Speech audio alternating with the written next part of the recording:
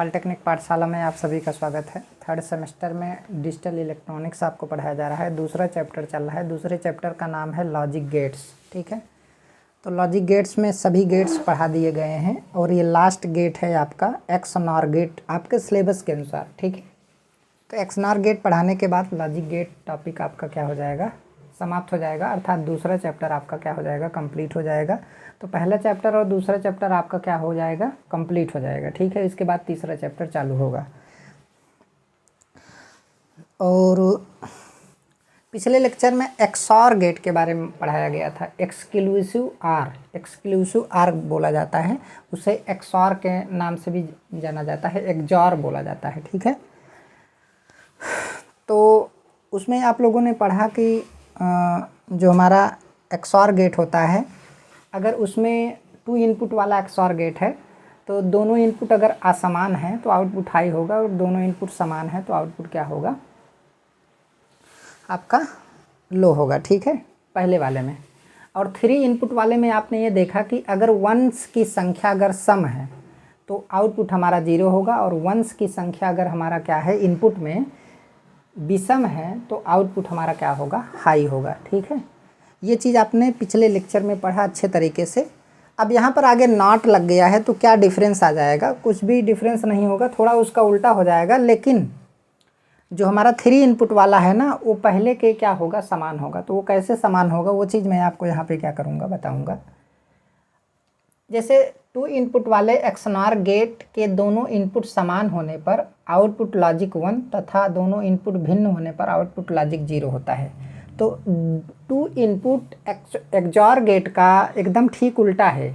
ठीक है, कि उल्टा इसलिए हो गया क्योंकि यहाँ पर नॉट गेट लग गया ना, नॉट गेट लगने की वजह से उल्टा हो गया। तो यहाँ पर जब इनपुट समान होगा तो आउटपुट हाई होगा, और जब इनपुट हमारा भिन्न होगा तो आउटपुट हमारा क्या होगा, 0 होगा। जैसे यहाँ पर इनपुट देखिए समान है, दोनों इनपुट समान है तो आउटपुट हमारा क्या है, हाई है। अगर दोनों इनपुट यहाँ पर डिफरेंट है, यहाँ पर देखिए डिफरेंट है, तो दोनों के केस में हमारा क्या है, 0 है। यहाँ पर समान है तो आउटपुट हमारा क्या है, हाई है। ठीक है, तो ये पहले वाले का एकदम उल्टा हो गया। तो ये हमारा ट्रुथ टेबल है। ये क्या है, हमारा ट्रुथ टेबल है। तो एक्सनॉर के ऑपरेशन को एक आपका सर्किल रहेगा, उसके बीच में एक आपका डॉट रहेगा, तो इससे रिप्रेजेंट किया जाता है। 2 इनपुट के लिए इसका आउटपुट y बराबर a एक्सनॉर ऑपरेशन b। ठीक है, इसको एक्सनॉर ऑपरेशन बोलते हैं, या इसी को लिख सकते हैं y बराबर A B plus A bar B bar. ठीक है, अगर इसको देखिए, जो हमारा एक्सनॉर गेट होता है ना, वो कई सारे बेसिक गेट से बना होता है। ठीक है, बेसिक गेट से बना होता है, उसमें आर गेट होता है, एंड गेट वगैरह होता है, नॉट गेट भी लगा होता है। ठीक है, तो उसका ये किससे बना होता है, ये चीज़ तो मैं आपको पढ़ा नहीं रहा हूँ, और ना ही वो सिलेबस में। अगर सिलेबस में होता तो मैं भी उसको पढ़ा देता। तो जब ये आपको पता चलेगा कि किन किन गेटों से बना है, तब जा कर के आप ये एक्सप्रेशन क्या करेंगे, निकाल पाएंगे। ठीक है, लेकिन अभी आपको केवल इतना ही जानना है। अभी आपको कितना जानना है, इतना ही जानना है। ठीक है, तो y बराबर a dot B plus A bar dot B bar. ठीक है, तो इसी को आप इतना लिख सकते हैं। तो इतने से आप आसानी के साथ ट्रुथ टेबल बना सकते हैं। ठीक है, तो अब यहाँ पर एक्सनॉर के ऑपरेशन को इससे रिप्रेजेंट किया जाता है। 2 इनपुट के लिए इसका आउटपुट y बराबर इतना होता है। y बराबर, इसको दूसरे फॉर्म में अगर लिखेंगे, खोलेंगे, तो उस कंडीशन में ये इतना हो जाएगा। इसका सिंबल तथा ट्रुथ टेबल रिप्रेजेंट किया गया है। ठीक है, अगर n इनपुट वाला एक्सनॉर गेट का आउटपुट तब हाई होता है जब इसके इनपुट पर जीरोस की संख्या इवन हो। देखिए, एक चीज़ यहाँ पर बता रहा है कि यदि कोई भी एक्सनॉर गेट है, अगर उसके इनपुट में n इनपुट हो जाएं, इनपुट की संख्या क्या हो, n हो। ठीक है, इनपुट की संख्या अगर क्या हो जाए, n हो जाए, तो जब इसके इनपुट में जो हमारा 0 की संख्या है, अगर सम रहेगा, 0 की संख्या क्या रहेगा, सम रहेगा, तो उस केस में जो है हमारा आउटपुट इसका क्या होगा, हाई होगा। जैसे यहाँ पर देखिए 0 हमारा क्या है, सम है, तो अगर n इनपुट की बात कर रहा है ना, तो ये तो मिनिमम 2 इनपुट है, तो 2 इनपुट के लिए हमने आपको बता दिया। लेकिन अगर 2 इनपुट से अधिक होगा तो उस केस की मैं बात कर रहा हूँ, ठीक है। तो यहाँ पर देखिए सम इनपुट है, सम 0 है, 2 0 है, तो सम है तो आउटपुट हमारा क्या है, हाई है। यहाँ पर भी देखिए हाई है, यहाँ पर एक 0 है, तो क्या आउटपुट 0 है ना।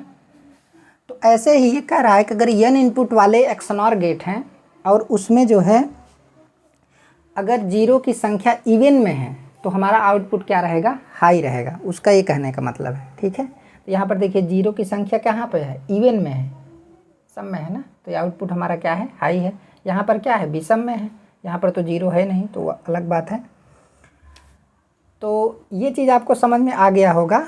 ये 2 इनपुट की अगर मैं बात करूँगा तो जब इनपुट आपका समान रहेगा तो आउटपुट हाई रहेगा, और जब इनपुट आपका डिफरेंट होगा तो आपका क्या होगा, आउटपुट 0 होगा, ठीक है। आउटपुट 0 होने का मतलब है कि ये तो हाई, ये हाई बोला जाता है, 1 होगा तो हाई बोला जाएगा, और इसका मतलब क्या होता है, लो होता है, ठीक है।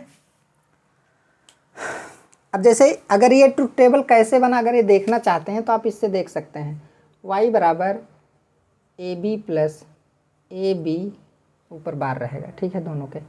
अब यहाँ पर अगर a बराबर हम 0 रख दें, b बराबर क्या रख दें, 0 रख दें, मान लीजिए दोनों इनपुट पर हमने क्या रखा, 0 रखा, तो उस केस में क्या होगा, y बराबर 0.0 प्लस 0 का बार डॉट 0 का बार, ठीक है। तो ये तो 0 हो जाएगा प्लस 1.1 हो जाएगा। तो बताइए 0 प्लस क्या हो जाएगा, 1, अब बराबर आपका 1 आएगा y बराबर। तो देखिए y बराबर हमारा 1 मिल रहा है ना, y बराबर हमारा 1 मिल रहा है। तो जब दोनों इनपुट हमारे क्या होंगे, 0 होंगे। अगर दोनों में से एक हाई होगा तो आउटपुट 0 होना चाहिए। मान लीजिए अब ये 1 हो गया, तो 1 हो गया तो कैसे हो गया, मतलब इसका आउटपुट क्या निकलेगा, 0.1 प्लस 0 का बार डॉट आपका 1 का बार, ठीक है। तो अब यहाँ पर 1 का गुणा 0 में होगा तो 0 होगा। अब ये 1 हो जाएगा और डॉट ये क्या हो जाएगा, 0 हो जाएगा।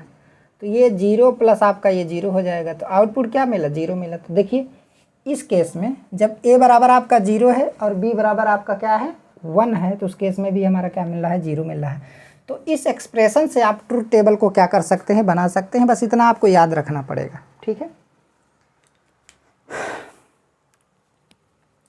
तो जब दोनों इनपुट समान होंगे XNOR गेट के केस में, तब जाकर के आउटपुट हमारा क्या होगा, हाई होगा। जब दोनों इनपुट डिफरेंट होंगे तो आउटपुट हमारा क्या होगा, लो होगा, ठीक है।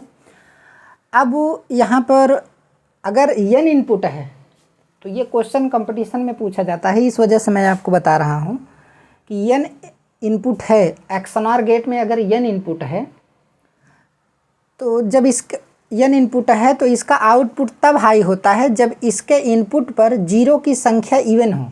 अगर इसके इनपुट पर 0 की संख्या इवन होगा तब जाकर के आउटपुट हमारा क्या होगा, हाई होगा, ठीक है।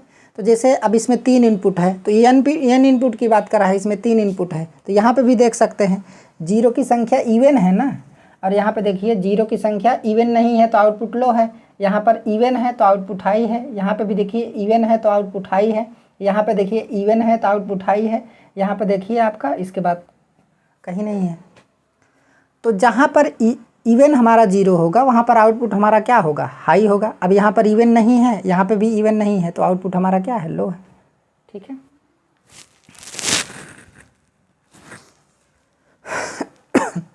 तो अब यहाँ पर अभी जो मैं बात बता रहा हूँ ना, वो चीज़ एक और चीज़ है, उसके बारे में मैं डिस्कस करूँगा। 3 इनपुट XNOR गेट का सिंबल तथा ट्रुथ टेबल रिप्रेजेंट किया गया है। ये आपका 3 इनपुट है, ये आपका 2 इनपुट है, यहाँ पर ये आपका क्या है, आउटपुट है। तो आउटपुट आपका क्या मिलेगा, यहाँ पर लिखा गया है y बराबर AB plus AB A bar B बार, ठीक है।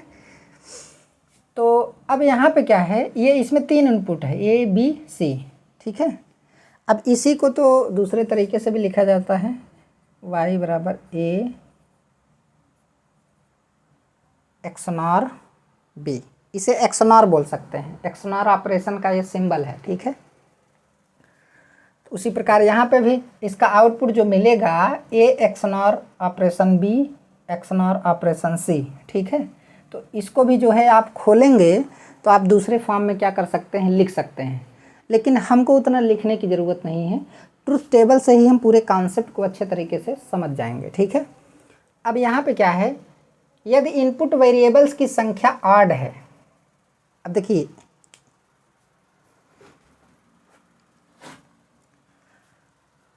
ये चीज़ तो आपको समझ में आ गया कि अगर यहाँ पर देखिए ये जो मतलब XNOR gate, 3 input XNOR gate और आपका 3 इनपुट एक्सक्लूसिव आर गेट या एक्सऑर गेट। एक्सऑर गेट का मतलब है कि जैसे 3 इनपुट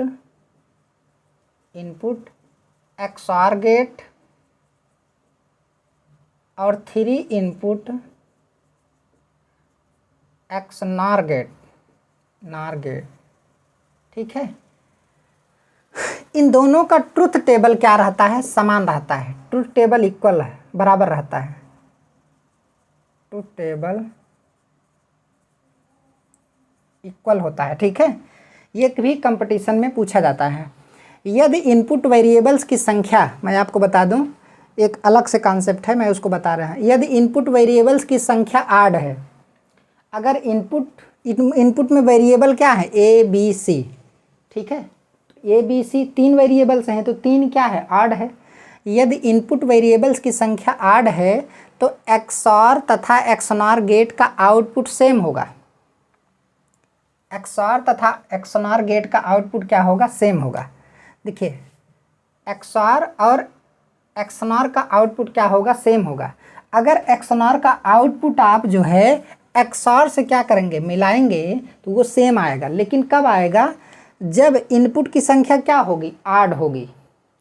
समझ में आया। जैसे 3 है तो 3 क्या है, आड है। अब 4 हो जाएगा तो वो समान नहीं हो पाएगा। अगर 5 हो जाएगा तब भी क्या हो जाएगा, समान हो जाएगा। समझ में आया। लेकिन अभी 3 है तो मैं 3 की बात कर रहा हूँ। तो वही कह रहा है कि यदि इनपुट वेरिएबल्स की संख्या आड है तो एक्सऑर तथा एक्सनॉर गेट का आउटपुट सेम होगा, और यदि इनपुट वेरिएबल्स की संख्या इवन है तो एक्सऑर तथा एक्सनॉर गेट का आउटपुट क्या होगा, भिन्न होगा। समझ में आया। देखिए अब यहाँ पर देखिए इनपुट की संख्या क्या है, सम है। इनपुट की संख्या सम है क्योंकि 2 है, 2 एक सम संख्या है, इवन है। तो इस वजह से जो है इसका आउटपुट और एक्सऑर के 2 इनपुट वाले आउटपुट समान नहीं है, ठीक है। तो जैसे अगर 2 इनपुट की मैं बात करूं, 2 इनपुट एक्सऑर और 2 इनपुट एक्सनॉर, 2 इनपुट एक्सनॉर, ये दोनों का आउटपुट आपस में समान नहीं होगा। क्यों? क्योंकि ये दोनों क्या हैं, इवन है। तो इवन होने की वजह से इनका आउटपुट समान नहीं है। अब वहाँ पर देखिए उसमें क्या होता था, जब दोनों इनपुट डिफरेंट रहते थे, जब दोनों इनपुट असमान होते थे तब आउटपुट हाई होता था। तो यहाँ पर देखिए असमान है तो आउटपुट 0 है, यहाँ पे भी असमान है तो आउटपुट 0 है, यहाँ पर समान है तो आउटपुट हाई है, यहाँ पर समान है तो आउटपुट हाई है। तो उल्टा है ना, क्या दोनों का आउटपुट सेम है, उसका आउटपुट कुछ और था। उसका आउटपुट कैसे मिला था, आपका 0 1 1 0 मिला था, जबकि इसका आउटपुट आपको इस तरीके से मिल रहा है।